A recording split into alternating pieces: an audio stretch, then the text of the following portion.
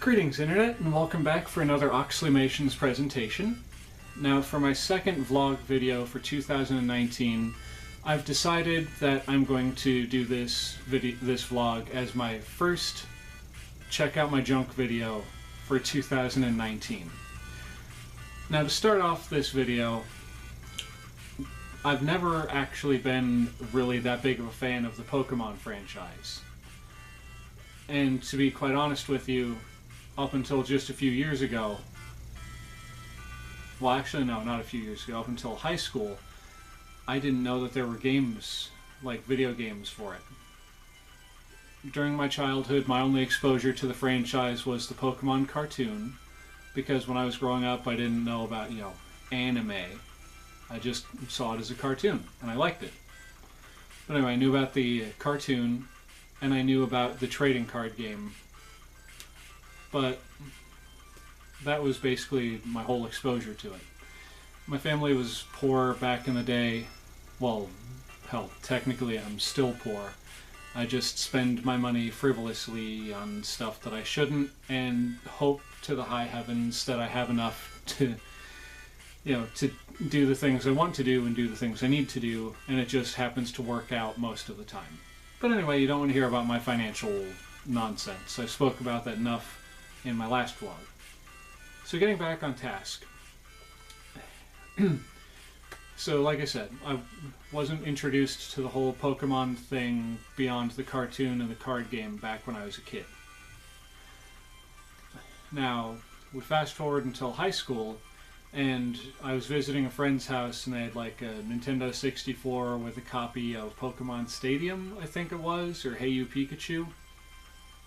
It was either one of those or it was the original Smash Brothers game.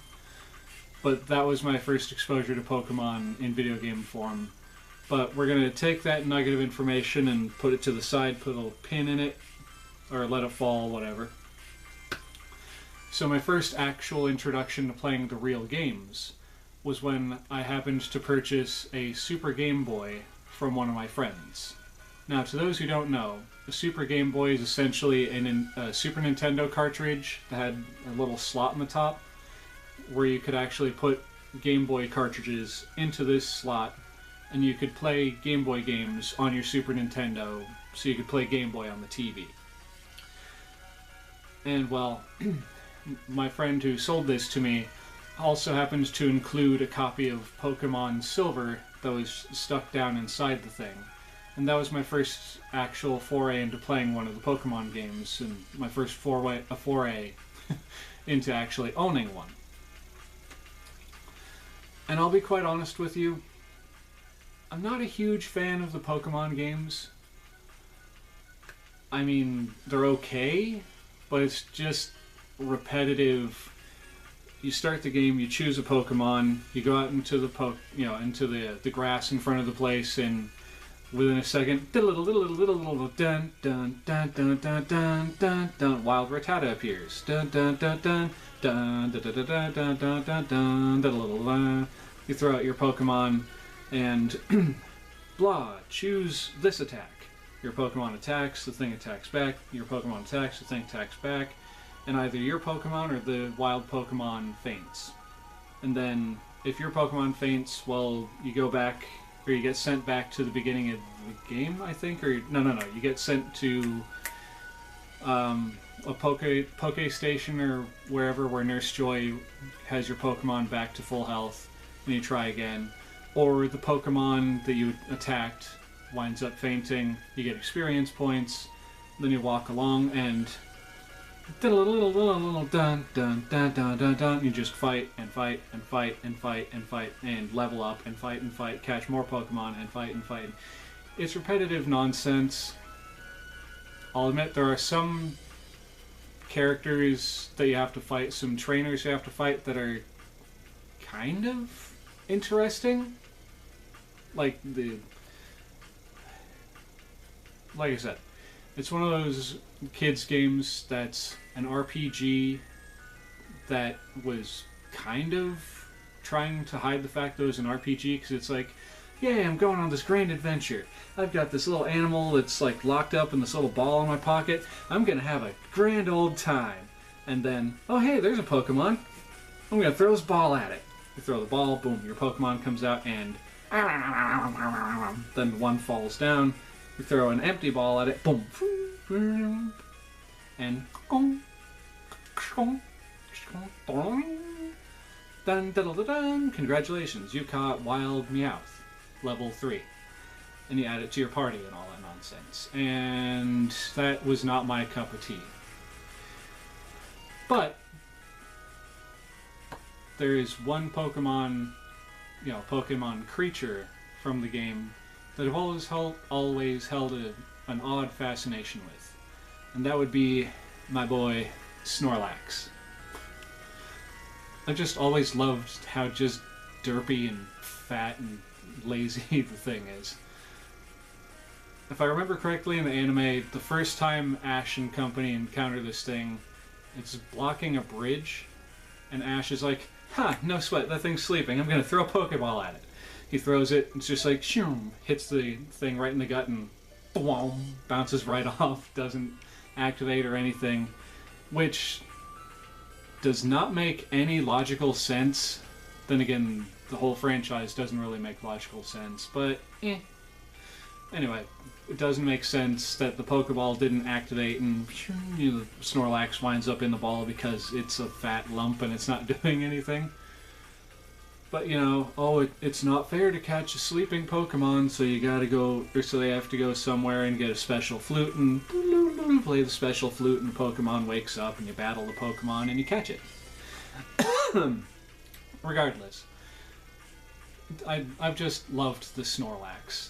It's in my opinion, one of the more adorable, cute characters that could also potentially kill you with a bear hug. And this was in the days before Beware.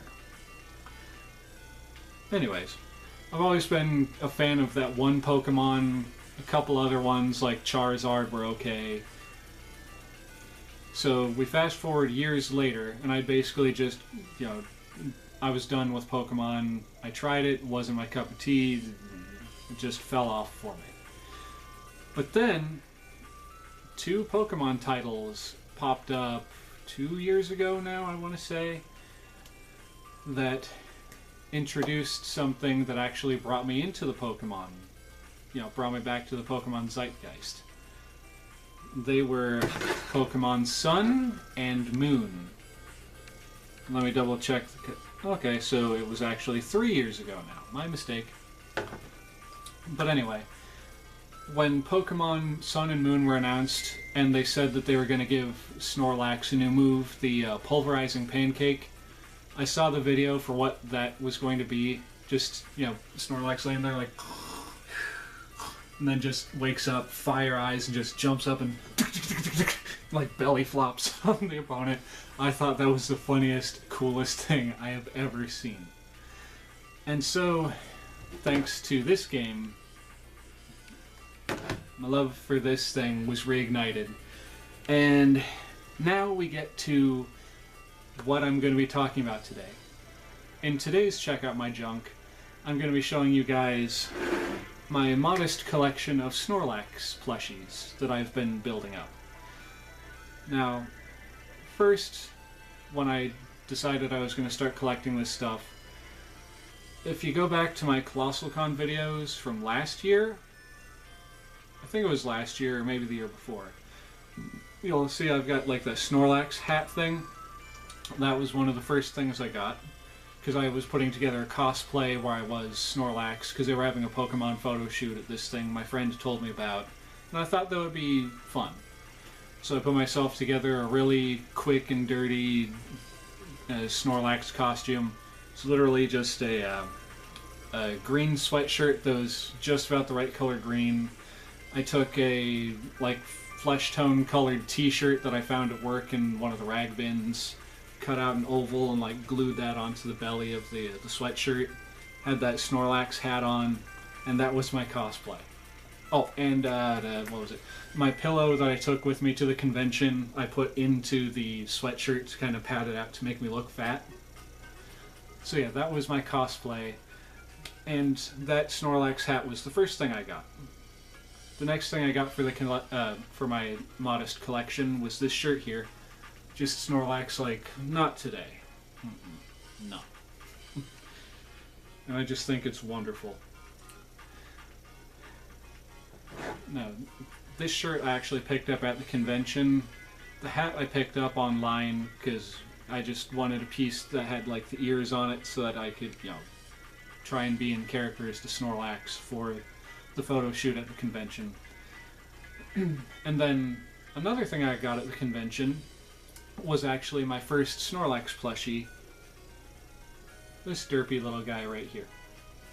It's just Snorlax chilling, you know, just lazing about, sleeping, got his little hand on his tummy, just like yawning, like, And this guy is an actual import from Japan. It cost me a pretty penny. Shouldn't have paid as much as I did for him, but this little fella, who's a little bit of a beanbag, if you hear that sound, this little goofball cost me, like I said, a little more than it should have, $35 for that. But I couldn't pass him up. I mean, look at him, he's adorable. So then we fast forward a couple months after that to when my friend and I were just perusing through our local GameStop, and they happened to have this guy sitting on one of their shelves. For some reason, I just haven't felt the need to take him out of the box, because the packaging, I feel, is part of the presentation, part of why I like this one. Another thing I like about him is he's just kind of squatting down like that, and it reminds me of Eric Cartman from South Park for some reason. Hey, I'm not fat. I'm big boned. And just look at that adorable little face. He's all happy, and he's all plump, and he's all sitting on his big butt, with randomly a Pikachu on the front, like, Pika! Another thing I like about this is, on the front of the box here, it shows you what Snorlax is called in several different languages. Like, let's see. Apparently, he's called Snorlax in English, Espanol, Italian, Netherlands, whatever NL means, and PT, Portuguese, I don't know. And then in French, he's called Ronflex. Yes, Ronflex. And my favorite, my absolute favorite, which is what I've been calling Snorlax for a while now, in Denmark or Dutch, I can't be 100% sure, whatever DE is, they call him Relaxo. So, oh, and here's the bottom of the box, in case anyone was wondering. There we go.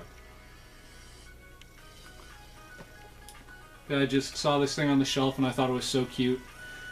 And then my friend bought it for me as a birthday present. I was like, aw. Now this guy, he only cost me $20. Well, he cost my friend $20, give or take. And then, fast forward to even more recently, shortly before the Christmas season, the GameStop had some more Snorlax plushies in stock. And I wanted one, but the price was too much. I mean, the initial price was more than this little fella, which, as you might recall, I just said was like $35. But the next one I'm about to show you went on kind of a clearance. They dropped the price a bit, you know, to try and help sell these things for the holidays. And I was able to get this guy, not for the initial $40 that they wanted for him, which is still a great deal for a plush this size, in my opinion. But I was able to acquire this big bad ball of squish for only $28. But I saw this one sitting there. They had two in stock. I wanted to get both of them, but I knew I shouldn't, because, well, $28 for one is okay, but $56 for two was not gonna happen. this was also, right around the holidays. I spent a whole lot more money than I should have on Christmas gifts for my friends.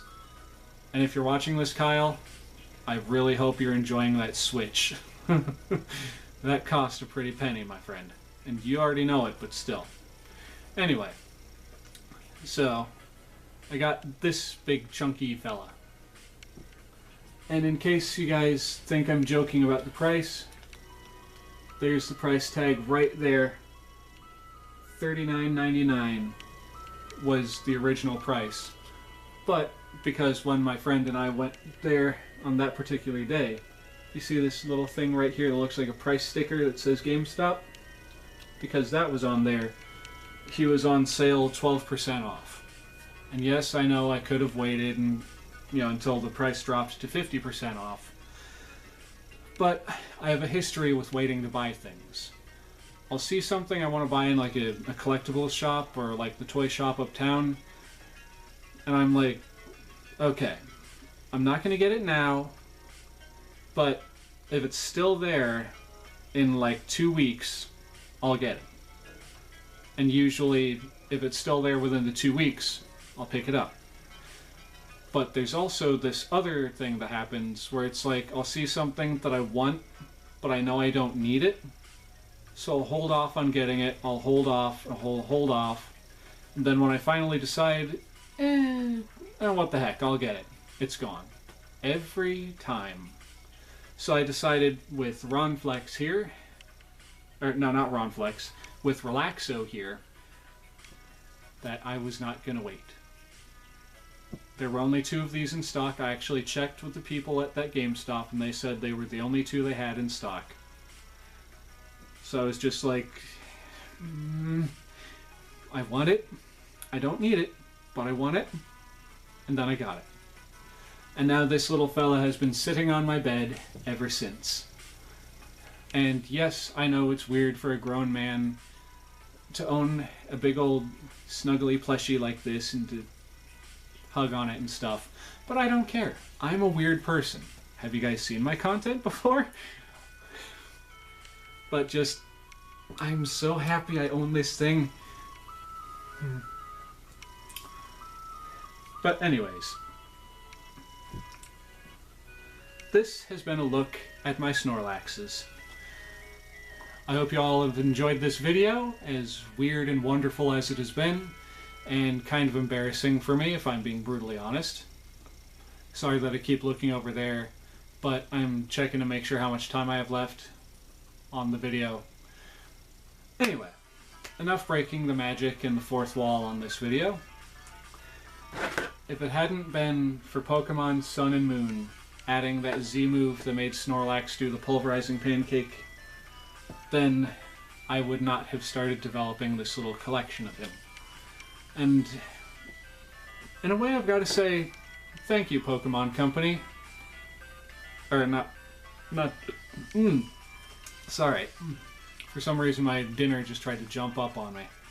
Anyway, I've got to say thank you to Game Freak for continuing to make these games, even though Pokemon is past its prime. Personally, I think Pokemon should have ended several generations ago because, I mean, come on. Garbodor? Garbodor. You're serious. Now we have Matang? It's a piece of melted solder with a nut on top of it. Really, Pokemon Company? Or Game Freak? But anyway, y'all can get mad at me in the comments if you wish. I like what I like, and I like Snorlax. And that's the end of my argument. So thank you all so very much for coming back to watch my videos. I do truly and greatly appreciate it. If you like what you've seen here today, feel free to hit the like button and share it with your friends, anyone you know who might be interested in watching, just some weirdo checking out his junk. But anyway, please feel free to like, comment, and subscribe. Hit that bell icon to be notified of future uploads. With all that being said, Cowabunga, and I'll see you in the next episode. Peace. Good job.